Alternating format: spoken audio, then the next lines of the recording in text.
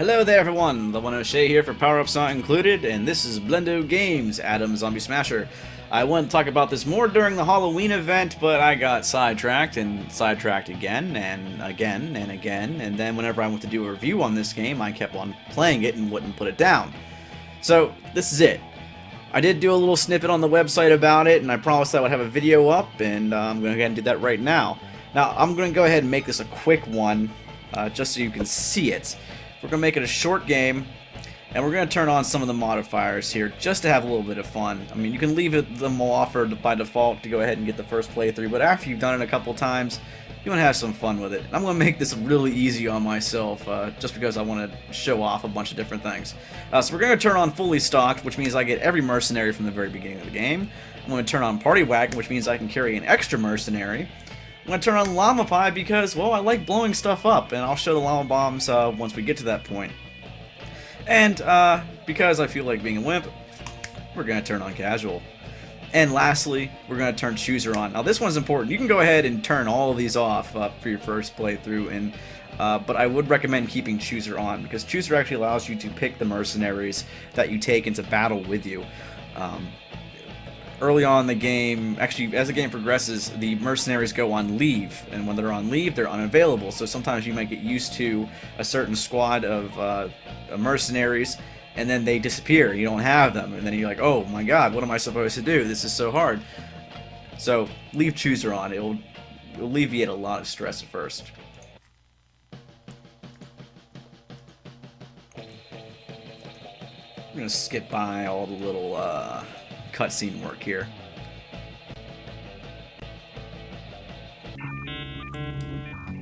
Now, here's the map, and at the beginning of every match, you'll get a little extra stipulation that's added. So here we got shorter daytime, which sucks, but this shouldn't be too bad. Now, the map screen shows off here the yellow area, which is myself, and then these two areas that have purple diamonds in them are the zombies. Now, zombie infestation can be anywhere from levels of 1 to 4, 1 being really easy, 2 being relatively easy, 3 being and 4 is you're no longer trying to save people, you're just trying to kill all the zombies within a set time limit. Well, before daylight ends. So times like this where there's shorter daytime becomes really hard. So we're going to pick one of these zones, but I'm going to show off the chooser part of this. If you hit enter, here you can go ahead and actually choose the mercenaries that you want to bring into battle with you, and this looks pretty good actually. Artillery, infantry, landmines, snipers, my personal favorite for a team. Not a huge fan of dynamite. The barricades are helpful, and the Z bait's really helpful, but with these four, we should be okay. So go ahead and pick a zone, and let's go. Now, every yellow dot here is a citizen that you must rescue. Every blue dot is a scientist, which is used as currency to either upgrade your current units or to buy llama bombs. Now, also, you can see here these 5 points, of course, indicated by Z. These are where every zombie is going to attack from. So we're going to go ahead and leave our infantry squad right here. They're going to shoot everything that's within the green zone, so we'll go ahead and cover that completely. We're going to go ahead and cover one real quick here for these, because this is an open area. We're going to cover another one here, and one more there. And let's go ahead and put our artillery far, far away from everything else, because it does have a zone which it cannot hit. We will go ahead and place our helicopter. Here should be good. And lastly, we have our sniper squad, which we will focus fire. No, that's a horrible spot. Do that right there, currently. Now that I have everything in place, let's see it all in action. The artillery I'm going to go ahead and fire right away. Early on, the artillery is a pain in the ass because it takes so long to fire. As you can see here, it's not going to go until this thing completes a full circle.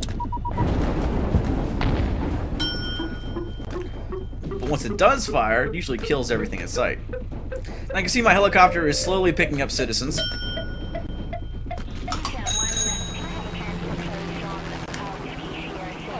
And that zone's completely cleared out, so we're going to go ahead and use our sniper squad here and move on to the next group of Zeds. actually, this other squad's been finished up too, so we're going to go ahead and move our infantry down.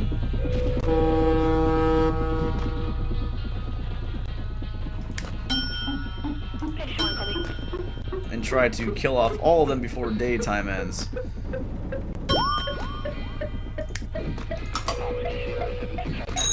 And actually, we will.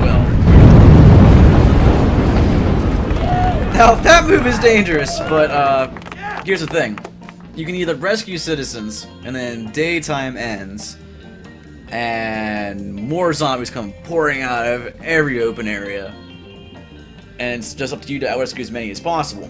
The more you rescue, the more points you earn. The zombies also earn points for every person that they turn, so you want to try and get as many as possible without letting the zombies even touch them. Now,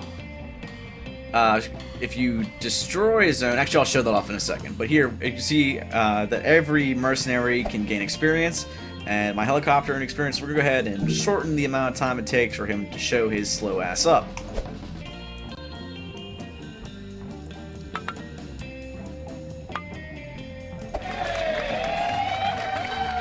Now, if every zombie is destroyed before nightfall, you capture the territory. If you capture the territory, it becomes nice and yellow like this, and you earn points at the end of every match. So now see I'm earning 40, and these zombies are only earning 20 for the one zone that they currently have still. Slower Z movement. I like it. So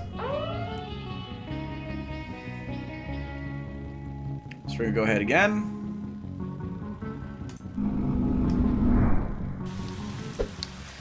Now, let's see what we got here. We got these zones here. We'll put this one right here. We'll put this one again in the beginning here. And we'll put this one towards the end there. We'll put this guy here. And we will focus our snipers there. What else do I have? Oh, the good old artillery. How can I forget about that? We'll put our helicopter here, and let's begin again, shall we?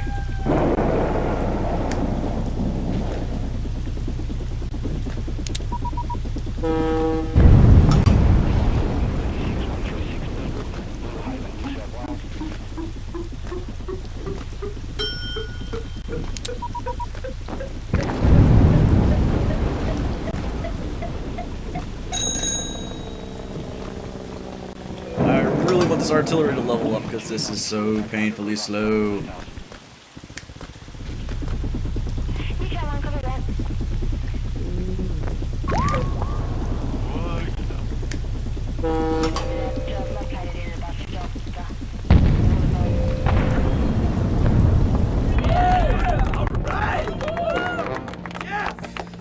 And again, the helicopter levels up, so once more, I'm going to go ahead and decrease its time because I like a fast helicopter.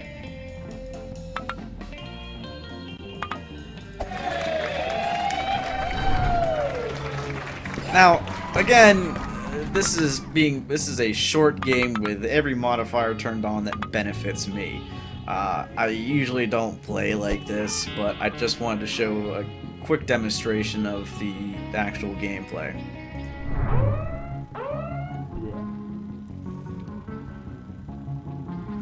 Now this one's interesting, but my guys aren't leveled up, so we're going to go ahead and not do that yet. We're going to go ahead after this one. As you can see, if something reaches outbreak level 4, what it does is it starts spreading. And if it continues to spread, all these will become 2s or 3s or 4s themselves, and then they will spread to every area around them, and so on, and then it becomes overwhelming. But if you attack an area with a higher point zone, so 2s and 3s, you earn multipliers for the amount of citizens that you rescue. If you attack a zone, a level 4 zone, you don't earn multipliers. So again, it's just destroy the zombies. So if you destroy the zombies, you gain only a set number of points, and it's not really worth it, except for the fact that you gain a lot of scientists in the process.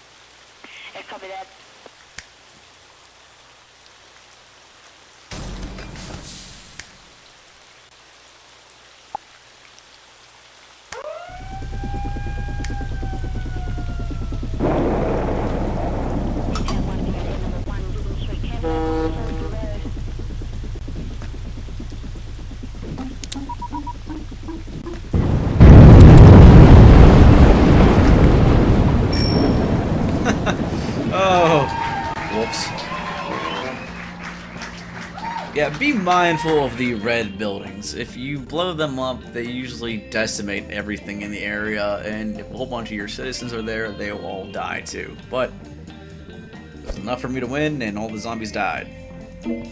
So I don't care. Zombie bastards are all dead.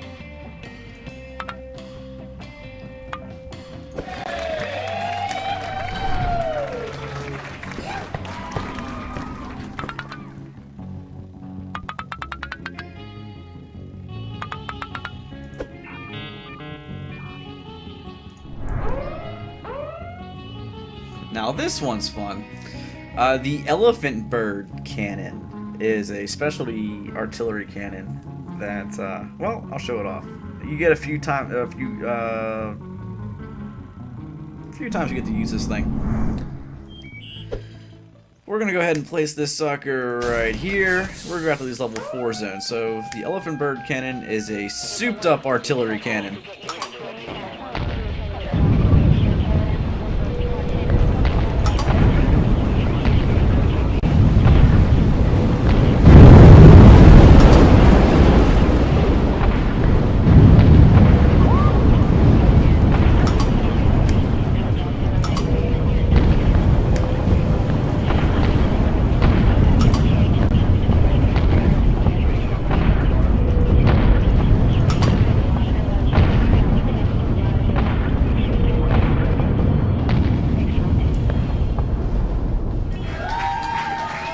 Zed's dead, baby. Zed's dead. I see you only gain 100 points, which isn't that great, but you gain 35 scientists, and that's where the real fun comes in because you can upgrade yourself. Yes!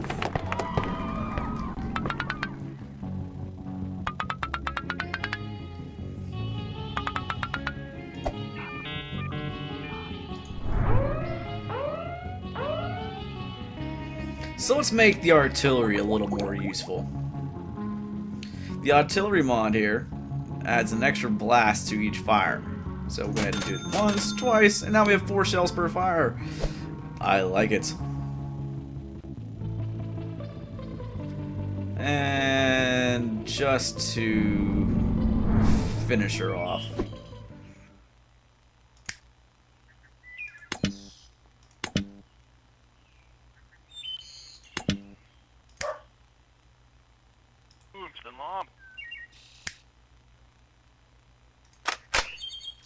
Copy.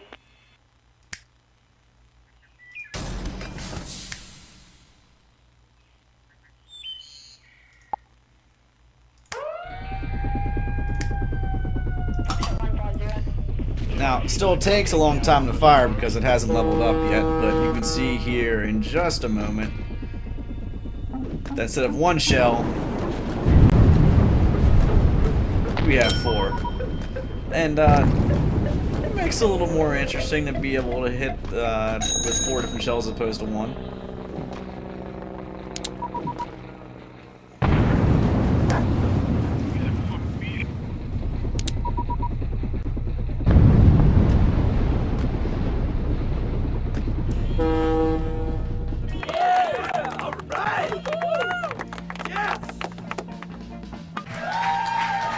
We annually spend on military security alone more than the net. And just like that, again, that was a very short game, a short beneficial game of Adam Zombie Smasher. I do recommend that you check it out. It's a lot of fun.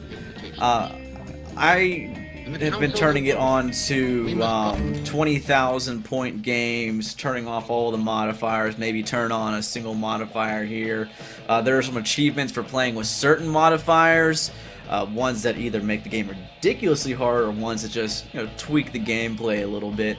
One of the other ones is triplets, where there's a possibility of 3 different or 3 of the same kind of infantry units. So you have 3 infantry or 3 sets of landmines or 3 artilleries, which can make the game a lot of fun too, or it can make it hard depending upon how you want to play. Like if you want to play a game with only artillery, go ahead and try it. You want to play a game with only landmines, you can do that too. So it opens up to a lot of different possibilities. So go ahead and check it out. This is the one Oshai for Power-Ups Not Included. I recommend you can find this game on Steam. It's by Blendo Games. Again, it's Adam Zombie Smasher.